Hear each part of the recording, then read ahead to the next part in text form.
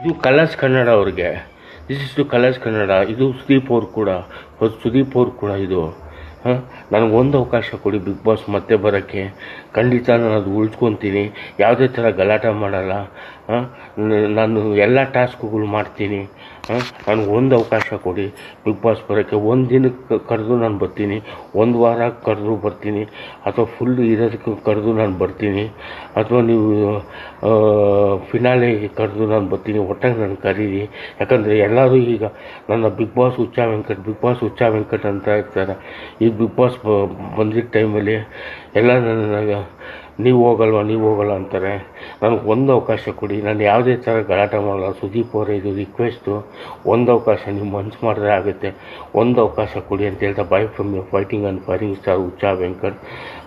ಒಂದು ಅವಕಾಶ, ಒಂದು ದಿನ ಆಗಲಿ, ಒಂದು ವಾರ ಆಗಲಿ, ಅಥವಾ ಫುಲ್ ಆಗಲಿ, ಅಥವಾ ಫಿನಾಲೆ ಕರೀರಿ ಅಂತ ಹೇಳ್ತಾ boy from you fighting and firing star Huccha Venkat. ಇದು ಒಂದು ರಿಕ್ವೆಸ್ಟ್.